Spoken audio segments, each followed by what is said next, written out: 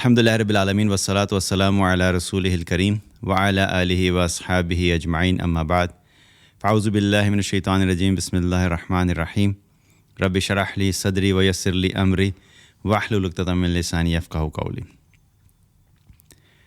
نبی کریم صلی اللہ علیہ وسلم نے ایک حدیث میں فرمایا کہ اللہ تعالیٰ جب کسی شخص سے محبت کرتا ہے تو اسے وہ دنیا سے ایسے ہی بچا لیتا ہے جیسے تم میں سے کوئی شخص اپنے مریض کو پانی سے بچاتا ہے۔ بڑی ہی زبردست حدیث، اور اس کی فردر ایکسپلینیشن میں جانے سے پہلے ایک فنڈامنٹل چیز جو میں اکثر دہراتا بھی رہتا ہوں وہ کیا ہے کہ قرآن کی جو بھی آیات ہیں اور نبی کریم صلی اللہ علیہ وسلم کی جو بھی احادیث ہیں، یہ ہمیں اس لیے نہیں ہم تک پہنچی کہ ہم صرف سن کے سبحان اللہ کہہ دیں، بلکہ یہ پورا ایک میسیج ہوتا ہے، ایک ایمان والے کی زندگی سے متعلق اس میں کوئی نہ کوئی پیغام ہوتا ہے، کوئی نہ کوئی چیک ہوتا ہے، کوئی نہ کوئی ٹیسٹ ہوتا ہے، اور کوئی نہ کوئی انسٹرکشن ہوتی ہے جس کو سامنے رکھتے ہوئے ہمیں اپنا انالیسس کرنا ہوتا ہے کہ اس آیت میں یا اس حدیث میں جو بات کہی جا رہی ہے کیا میں اس کے مطابق اپنی زندگی گزار رہا ہوں کہ نہیں گزار رہا، یا یہ چیز میری زندگی میں ہے یا نہیں ہے۔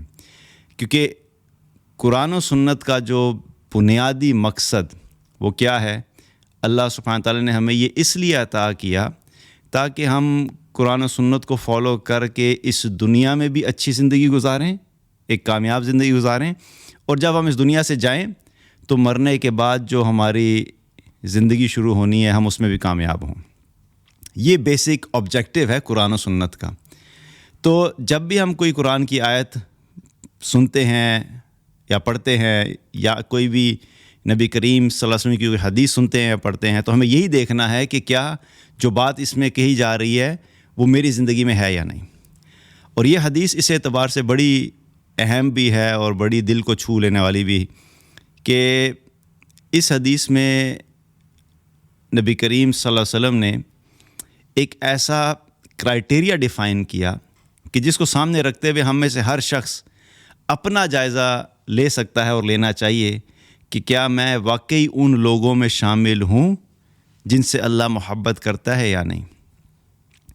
اور اس حدیث میں جو آخری حصہ پہلے وہ میں ایکسپلین کر دوں تاکہ کنفیوژن نہیں ہو، کہ جو نبی کریم صلی اللہ علیہ وسلم نے فرمایا کہ جیسے تم میں سے کوئی شخص اپنے مریض کو پانی سے بچاتا ہے، اس کا معنی کیا ہے کہ اگر کوئی ایسا مریض ہے، مثال کے طور پہ اس کو کوئی بہت گہرے زخم آئے ہیں، کوئی بہت زیادہ چوٹیں اس کو لگی ہوئی ہیں، اور ڈاکٹر کہتا ہے کہ بھئی اس کے زخم پہ پانی ٹچ نہیں ہونا چاہیے، ایک یہ بھی معنی ہے۔ دوسرا یہ بھی ہو سکتا ہے اگر ہم پانی پینے سے اس کو ریلیٹ کریں تو کئی دفعہ کچھ ایسے آپریشنز ہوتے ہیں جو بڑے میجر آپریشن ہوتے ہیں، خاص طور پہ پیٹ کے آپریشن ہوں، تو اس میں ڈاکٹرز کیا کرتے ہیں، جب وہ آپریٹ کرتے ہیں اس کے بعد کیا کہتے ہیں کہ اس مریض کو 24 گھنٹے کے لیے یا 36 گھنٹے کے لیے اس کو پانی نہیں دینا۔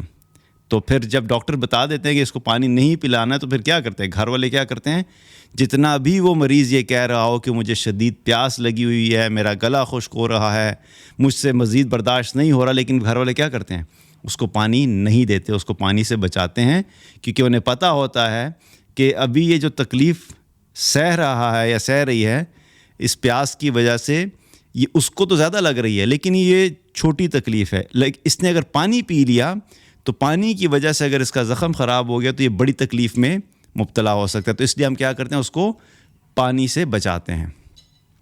تو اسی طریقے سے اللہ تعالیٰ جب کسی بندے سے محبت کرتا ہے تو کیا کرتا ہے، اس شخص کو دنیا سے ایسے ہی بچاتا ہے۔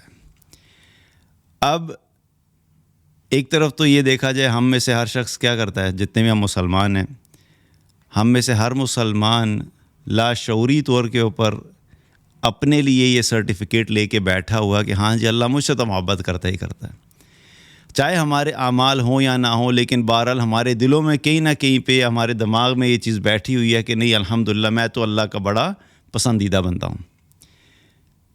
لیکن ہم یہ نہیں دیکھتے کہ اللہ کی محبت حاصل کرنے کے لیے صرف ہماری سوچ، ہماری امید، ہماری دعائیں یا ہماری خواہش یہ کافی نہیں ہے، بلکہ اس کے لیے جب بھی آپ کسی بھی آیت کو پڑھیں گے جہاں پر اللہ سبحانہ تعالیٰ نے ذکر کیا ہو کہ میں ایسے شخص سے محبت کرتا ہوں، یا کسی بھی حدیث میں کوئی بات آتی ہے کہ اللہ تعالیٰ جو ہے وہ ایسے شخص سے محبت کرتا ہے، تو اس میں کوئی نہ کوئی ایکشن پلان ہوتا ہے، کوئی نہ کوئی عمل ہوتا ہے جس کے بدلے میں اللہ کی محبت جو ہے وہ اس کا تذکرہ آ رہا ہوتا ہے۔ اس حدیث میں بھی دیکھا جائے تو اللہ کے نبی صلی اللہ علیہ وسلم کیا فرما رہے ہیں کہ جب اب تو اگر تم نے چیک کرنا ہے کہ اللہ تم سے محبت کرتا ہے کہ تو پھر یہ چیک یہ کرو کہ تمہیں عملی طور پہ دیکھو تمہاری زندگی میں تم دنیا سے بچے ہوئے ہو کہ نہیں۔ اب دنیا سے بچنے سے کیا مراد ہے؟ ایسا نہیں ہے کہ اللہ تعالیٰ اس بندے کو دنیا سے بچا لیتا ہے، اس سے مراد یہ ہے کہ اس بندے کو اٹھا کے کہیں غار میں پھینک دیتا ہے یا کسی جنگلوں میں اس کو تنہا چھوڑ دیتا ہے۔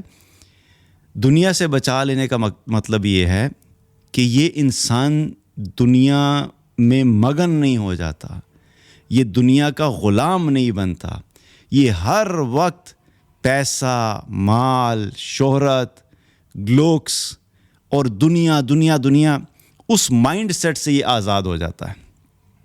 اس کا سارا فوکس دنیا سے ہٹ کے آخرت کی طرف ہو جاتا ہے۔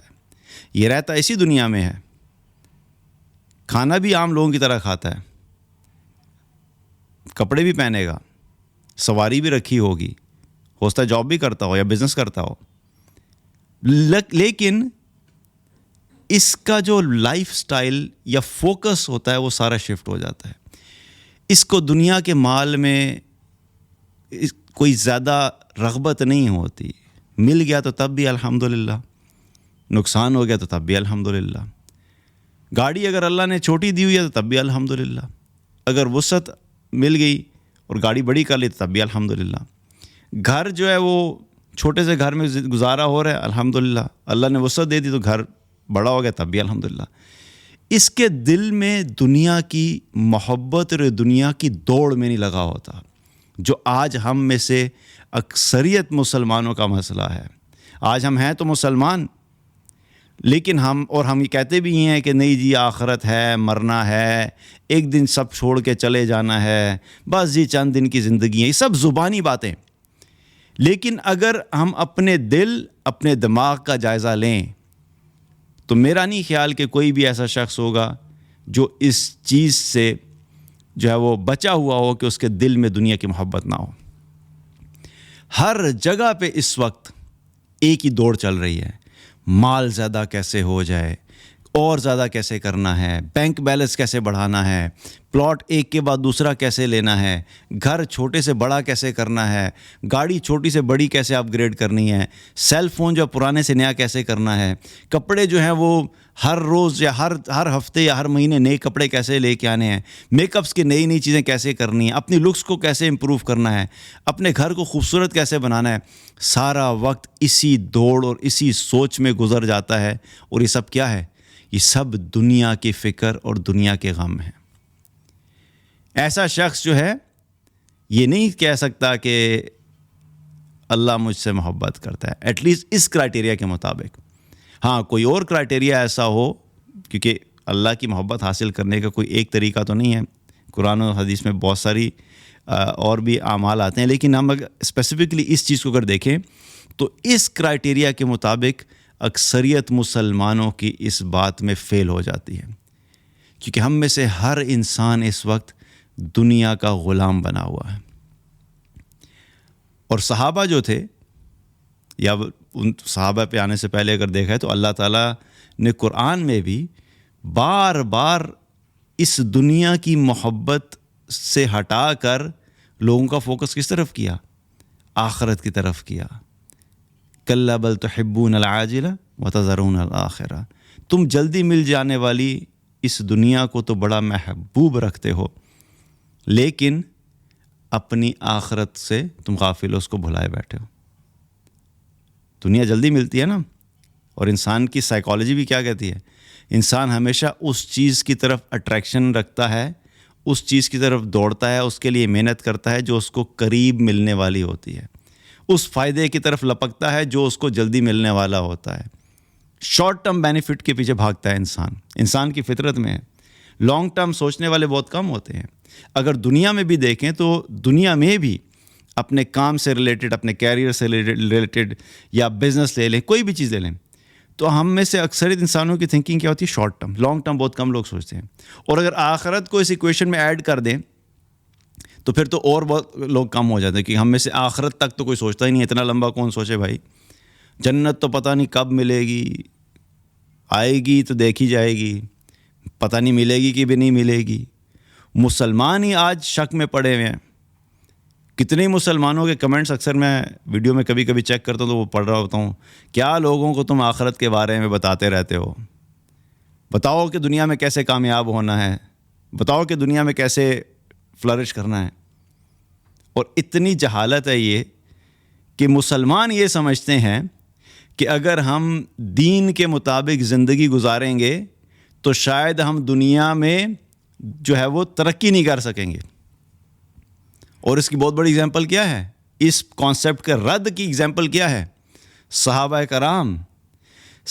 کرام نے آخرت کو فوکس کیا اور اللہ نے ان کو دنیا بھی اتنی دی جتنی آج ساری امت مسلمہ مل کر سوچ بھی نہیں سکتی.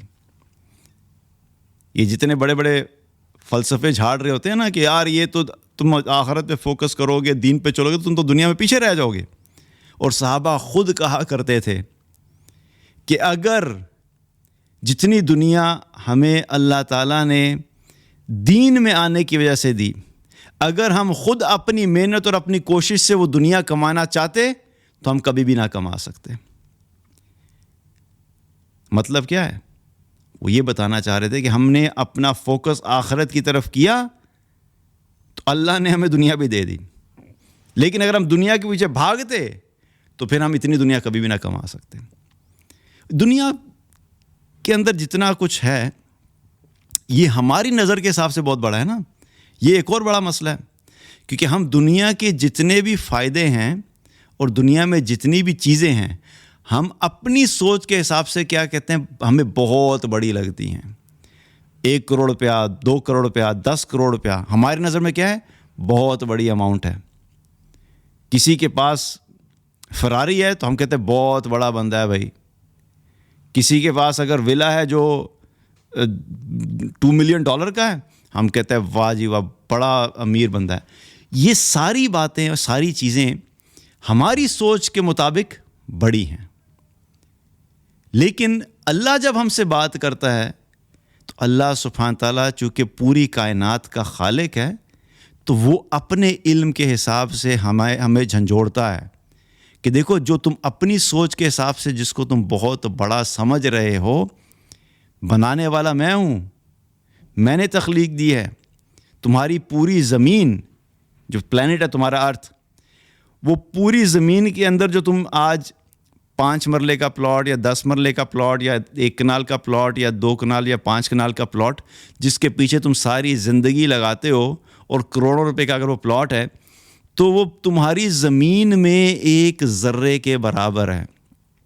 ابھی میں اسلام آباد جب گیا ہوا تھا تو وہاں پر ہم ایک ایریا سے گزرے تو میرا دوست مجھے کہتا ہے تیمور تجھے پتہ ہے یہ جو گھر ہے اس میں یہ کتنے کا ہے؟ میں نے کہا نہیں یار مجھے نہیں پتہ. کہتا ہے پچھلے دنوں یہاں پر ایک گھر بکا، وہ تقریباً 1.25 ارب روپے کا بکا. ٹھیک ہے، اور پلاٹ کا سائز کیا ہوگا؟ 3 کنال یا 4 کنال کا پلاٹ کا سائز ہوگا، اس پہ گھر بنا ہوا تھا. تو وہ اتنی بڑی بات ہے کہ 1.25 ارب روپے کا گھر. تو میں یہ سوچنے لگا کہ وہ 4 کنال کا جو زمین کا ٹکڑا ہے جس کے اوپر وہ ایک ڈھانچہ کھڑا ہوا ہے، وہ پوری زمین سے جب آپ کمپیئر کریں تو اس پوری زمین یعنی ارتھ کے مقابلے میں وہ ایک ذرہ ہے. اور اس ایک ذرے کی قیمت پہ کتنے ہم حیران پریشان ہو رہے ہیں کہ 1.25 ارب روپے کا. بھئی ہے تو وہ ذرہ ہی نا. اس زمین کے اوپر کمپیریزن میں وہ ایک ذرے کے برابر ہے. مل بھی گیا تو کیا ہے، پوری زمین میں سے ایک ذرہ تمہارے نام آ بھی گیا تو تم نے اتنا بڑا کیا پہاڑ توڑ لیا، بھی کیا کمال کر لیا. یہی چیز اللہ ہمیں سمجھانا چاہتا ہے. دیکھو یہ دنیا میں جو کچھ بھی ہے تمہیں مل بھی گیا تو بالآخر تو یہ ذرہ ہے. تو یہ میں بتا رہا ہوں زمین کے مقابلے میں پلاٹ ایک ذرہ ہے. تو یہ پوری جو زمین ہے پلانٹ ارتھ ہے وہ ہماری گیلیکسی کے مقابلے میں ایک ذرہ ہے. میں کہتا ہوں چھوٹی سوچ سے نکل کے ذرا بڑی سوچ کی طرف چلے جاتے ہیں. میں کہتا ہوں یہ 4 کنال 10 کنال 5 ایکڑ 10 ایکڑ مربع وغیرہ جتنے بھی ہیں ان سب کو چھوڑ دو. میں کہتا ہوں آپ تھوڑی دیر کے لیے ایزیوم کر لو کہ آپ کو پوری دنیا کی سلطنت مل گئی, آپ پوری دنیا کی حکومت آپ کو مل گئی. اور نہ صرف حکومت مل گئی بلکہ پوری دنیا کی ملکیت بھی آپ کو مل گئی. حکومت تو یہ ہوتا ہے نا جو ٹیمپریری ہوتی ہے کہ کچھ عرصے کے لیے آیا پھر اس کے بعد چلا گیا. مثال کے طور پہ ہمارے ملک میں بھی کیا ہوتا ہے جب الیکشنز ہوتے ہیں تو ایک حکومت آتی ہے تو وہ 5 سال کے لیے اپنا ٹینیور پورا کرتی ہے, اس کے بعد دوسری حکومت آ جاتی ہے. تو 5 سال جو وہ حکومت کر رہے ہوتے ہیں تو وہ اس ملک کو اون نہیں کرتے ہیں. یہ نہیں ہوتا کہ وہ ملک کے کوئی ڈاکومنٹس ہیں یا رجسٹری ہے جو ان کے نام ہو جائے گا. وہ صرف کیا کرتے ہیں تھوڑے ٹائم کے لیے ایڈمنسٹریٹیولی چیزوں کو ہینڈل کر رہے ہوتے ہیں, حکومت کر رہے ہوتے ہیں. پھر دوسرے آتے ہیں وہ حکومت کرتے ہیں. ملکیت نہیں جاتی ان کے نام پہ. لیکن میں آپ کو سمجھانے کے لیے بتا رہا ہوں کہ امیجن کریں کہ پوری اس پلانٹ ارتھ کی حکومت بھی اور ملکیت بھی آپ کو مل جائے, مجھے مل جائے. تو ہم اپنی نظر سے جب سوچیں گے تو ہم کہیں گے یار کیا کمال ہو گیا, یہ تو پوری زمین کی حکومت مل گئی اس کو, پوری زمین پہ اس کو جب ملکیت مل گئی. اور جب ہم اللہ کے علم کے حساب سے سوچیں گے تو کیا ہوگا؟ اللہ جب دیکھتا ہوگا تو وہ مسکراتا نہیں ہوگا کہ یہ کیا بے وقوف لوگ ہیں. میں انہیں بتا رہا ہوں کہ یہ دنیا کی زندگی ایک ذرہ ہے. پوری دنیا تمہاری جو زمین ہے پوری کائنات میں ایک ذرے کے برابر ہے. اور یہ انسان کتنا جاہل ہے اور کتنی چھوٹی سوچ والا ہے کہ اس ایک ذرے کو حاصل کر کے خوش ہو رہا ہے, جبکہ اللہ نے کیا تیار رکھا ہوا ہے. آخرت میں اللہ کیا عطا کرے گا.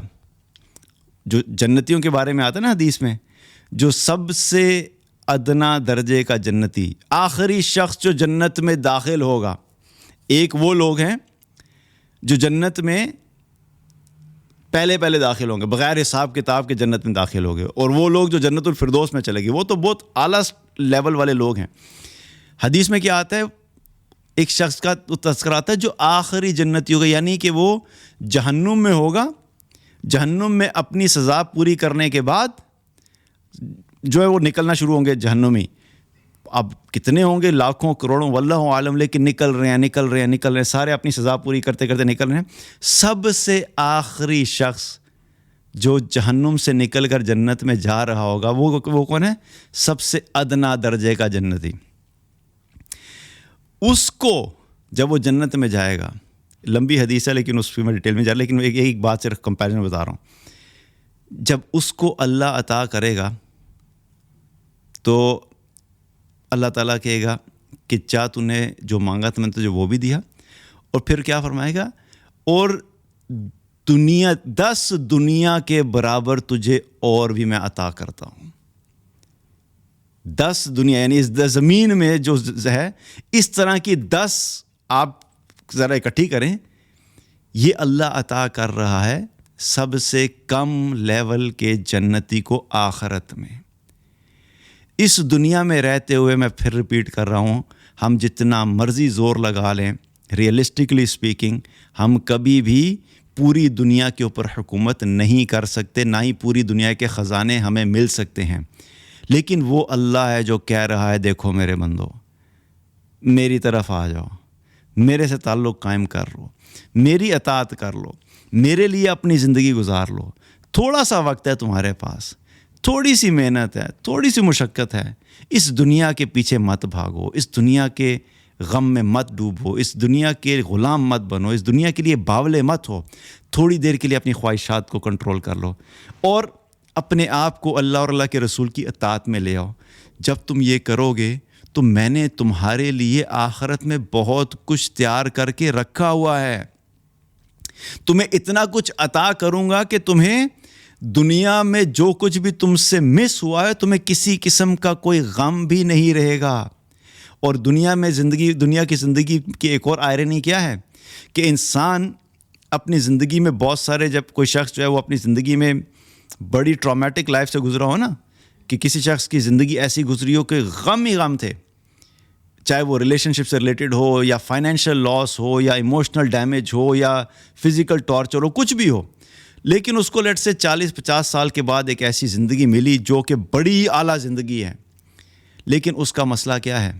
اس اعلیٰ زندگی کے ملنے کے بعد بھی اس کے دل اور دماغ میں اپنے ماضی کے وہ غم پھر بھی رہتے ہیں۔ یہ انسان کی فطرت ہے، وہ یہ نہیں دیکھتا کہ اب میں کتنے اچھے حالات میں ہوں، وہ بار بار پیچھے کمپیریزن کرتا رہتا ہے کہ میرے ساتھ بڑی زیادتی ہوئی تھی۔ وہ غم اس کے دل اور دماغ میں ہمیشہ رہتے ہیں، سب کچھ ملنے کے بعد بھی۔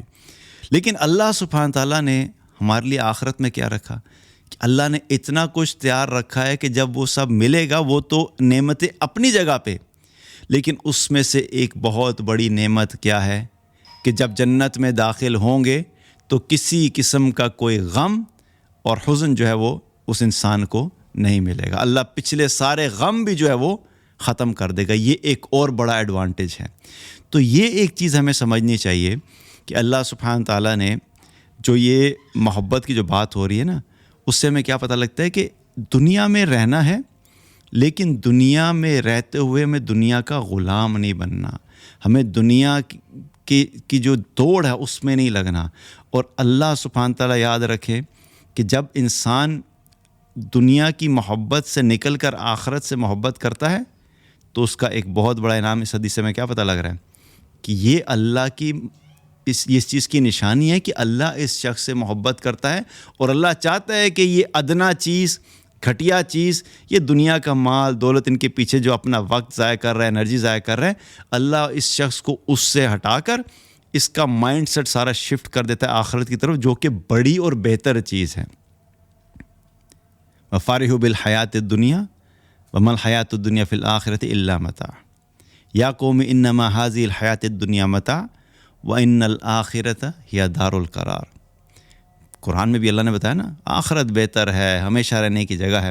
تو اللہ سبحانہ تعالیٰ اس شخص کو پھر دنیا سے ہٹا کر اس کا فوکس آخرت کی طرف کر لیتا ہے۔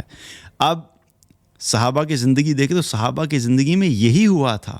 صحابہ بھی اس دنیا میں ہی رہتے تھے۔ صحابہ جو تھے وہ کوئی پلینٹ ارتھ کو چھوڑ کے کوئی مارس میں جا کے نہیں زندگی گزارنے لگ گئے تھے۔ وہی لوگ تھے جو اسلام میں آنے سے پہلے ایک ڈیفرنٹ لائف سٹائل تھا، ظلم بھی چل رہا تھا، شرک بھی چل رہا تھا، شراب بھی چل رہی تھی، زنا بھی ہوتا تھا، لڑکیوں کو زندہ دفنا بھی دیا جاتا تھا، قتل و غارت بھی تھا، سب کچھ چل رہا تھا اس معاشرے میں۔ لیکن جو ہی وہ اسلام کی طرف آئے اور پھر دنیا کا فوکس چھوڑ کر انہوں نے آخرت پہ فوکس کر کے زندگی گزارنا شروع کی، تو کیا ہوا؟ اللہ سبحانہ تعالیٰ نے انہی لوگوں کے ساتھ کیا لگوا دیا؟ رضی اللہ عنہم ورضوا عنہ۔ اللہ نے کہا اللہ بھی اس سے راضی ہے اور وہ اللہ سے راضی ہو گئے۔ اور پھر ایک اور بڑا انعام کیا ہے کہ وہ اس دنیا میں رہتے تھے، لیکن ان کے دل اور دماغ اس دنیا کے ساتھ کنیکٹڈ نہیں تھے۔ ان کا فوکس اور غم اور فکر دنیا نہیں تھی۔ وہ کھانا کھاتے تھے، لیکن ہر وقت فکر یہی ہوتی تھی کہ ہماری آخرت بہتر ہو جائے۔ بلکہ جب ان کو دنیا ملی، عبد الرحمن بن عوف رضی اللہ عنہ کے بارے میں آتا ہے کہ وہ جب اپنے آخری وقت کے قریب تھے تو ان کے سامنے کھانا لا کے رکھے گئے، اور جب وہ کھانا کھانے لگے تو کھانا کھاتے کھاتے رونا شروع کر دیا۔ تو لوگوں نے پوچھا جی آپ رو کیوں رہے ہیں؟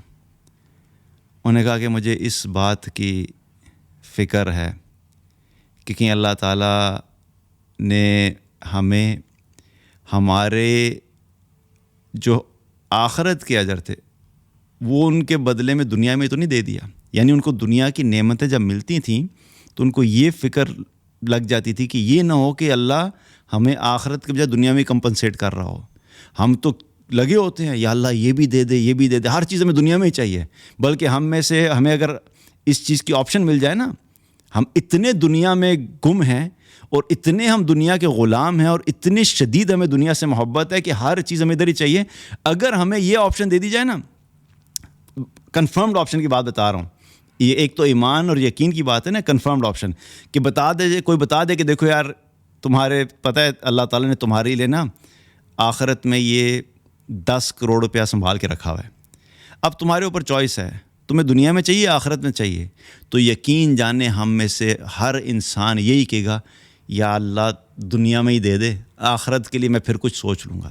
اتنی ہمارے اندر دنیا کی لالچ ہے کہ ہمیں کوئی آپشن اگر ملے کہ ہم آخرت سے بھی کچھ ڈریگ کر کے اس دنیا میں حاصل کر سکتے ہوں تو یہ سارے جو ہیں ہمارے یہ حالات ہیں کہ ہم دنیا میں ہی فائدہ حاصل کریں گے. صحابہ کے مائنڈ سیٹ ریورس تھے, ان کو دنیا میں ملتا تھا تو پریشان ہو جاتے تھے کہ کہیں ایسا تو نہیں کہ اللہ نے ہمارے آخرت کے اجر کم کر کے دنیا میں ہی دے دیا, کیونکہ اللہ کیا ہے, اللہ تعالیٰ انصاف کرنے والا ہے, وہ ہر چیز کا اجر دیتا ہے. کچھ چیزوں کا اجر دنیا میں دیتا ہے, کچھ کا بدلہ آخرت میں دے گا, اور کچھ چیزوں کا بدلہ دنیا آخرت دونوں میں دیتا ہے. تو اللہ سبحانہ تعالیٰ کے لیے انہوں نے جو کچھ اعمال کیے انہیں فکر لگ گئی کہ یہ تو نہیں ہے کہ ہمیں اللہ دنیا میں سب کچھ دے دے اور ہم آخرت میں محروم ہو جائیں. ہماری فکر کیا ہوتی ہے, ہمیں ہوتا ہے یار آخرت پتہ نہیں دیکھی جائے گی, بس دنیا نہیں ہمارے ہاتھ سے جانی چاہیے, یہ پیسہ میرے ہاتھ سے نہیں جائے, آخرت بعد میں دیکھیں گے. یہ گھر کسی طریقے سے بن جائے, چاہے رشوت سے بنتا ہو بنا لو, چاہے فراڈ سے بنتا ہو بنا لو, چاہے دھوکہ دے کے بن رہا ہے بنا لو, چاہے کسی کا مال غصب کر کے بن رہا ہے بنا لو, چاہے کسی غریب کے مال کو چوری کر کے ڈاکہ کر کے فراڈ سے حاصل کر کے اپنی دنیا بنتی ہے بنا لو. یہ ہمارا مائنڈ سیٹ ہے, آخرت کی کوئی فکر نہیں. تو پھر کس بیس پہ ہم یہ سوچتے ہیں کہ اللہ ہم سے محبت کرے؟ مسلمانوں کی بات کر رہا ہوں میں نان مسلم کی بات نہیں کر رہا ہوں. یہ سب مسلمانوں میں چیزیں چل رہی ہیں, دھوکہ, فراڈ, چوری, جھوٹ, غیبت, رشوت, کون سی چیز جو نہیں ہے؟ یہ سب کیوں ہیں یہ بیماریاں؟ یہ مال کے لیے یہ سب غلط راستے کیوں اختیار کرتے ہیں؟ کیونکہ ان کے دل میں دنیا کی محبت کینسر کی طرح ان کے اندر جا چکی ہے, اور دنیا کے کتے اس طرح کے بن چکے ہیں یہ کہ یہ فراڈ کر کے رشوت کر کے بھی اگر انہیں اپنی دنیا بنانی پڑے تو انہیں کسی قسم کی کوئی شرم اور غیرت نہیں آتی, لیکن پھر بھی اپنے آپ کو کیا کہتے ہیں, جی ہاں جی ہے تو ہم مسلمان. تو یہ جب حالات ہوں, اور پھر میں ایسے بھی لوگوں کو جانتا ہوں کہ جو فراڈ کیے لیکن ان کے حلیے اگر آپ دیکھیں گے تو لمبی داڑھی, مونچھیں صاف, 5 وقت کا نمازی, اور ایک بندہ نہیں کتنے لوگوں کے پیسے لے کے بھاگا ہوا ہے اور وانٹڈ لسٹ میں ہے, لیکن لوگوں کے سامنے ایسے پھرتا ہے کہ جیسے اس سے بڑا مومن اور مسلمان نہیں ہے. یہ جھوٹی تسلیاں بھی پھر اپنے آپ کو ہم دیتے ہیں کہ بہرحال ہم ہیں تو مسلمان, تو اللہ ہم سے محبت کرتا ہے. تو اللہ کی محبت اگر چاہیے تو اس حدیث میں کیا پتہ لگ رہا ہے, اپنا انالیسس کرو. اگر تم دنیا کی محبت میں ڈوبے ہوئے ہو تو یاد رکھو کہ جو شخص دنیا کی محبت میں ڈوبا ہوتا ہے اللہ اس سے کبھی محبت نہیں کرتا, اور جس سے اللہ محبت کرتا ہے اللہ اس شخص کو دنیا کا غلام نہیں بننے دیتا. تو یہ چیک ہمارے لیے ہے کہ کیا ہم وہاں پہ کھڑے ہیں کہ نہیں, کیا ہمارے اندر دنیا کی محبت ہے یا آخرت کی محبت ہے, کیا ہمارے اندر دنیا کی لالچ ہے یا آخرت کی فکر ہے. یہ سب ٹیسٹ ہم اپنا خود کر سکتے ہیں, اس سے ہمیں پتہ لگ جائے گا کہ ہم لوگ کہاں پہ کھڑے ہیں. اللہ تعالیٰ سے دعا ہے کہ اللہ تعالیٰ ہم سب کو ایمان عطا فرمائے, تقویٰ عطا فرمائے, اس دنیا کی محبت سے بچائے, آخرت کی فکر عطا فرمائے, آخرت کی تیاری کرنے کی توفیق عطا فرمائے, اور اللہ اور اللہ کے رسول کی اطاعت نصیب فرمائے. اور جب ہم اس دنیا سے جا رہے ہوں تو اللہ تعالیٰ کلمہ ہماری زبان سے جاری فرمائے. بارک اللہ علیہ ولکم. السلام علیکم ورحمۃ اللہ وبرکاتہ.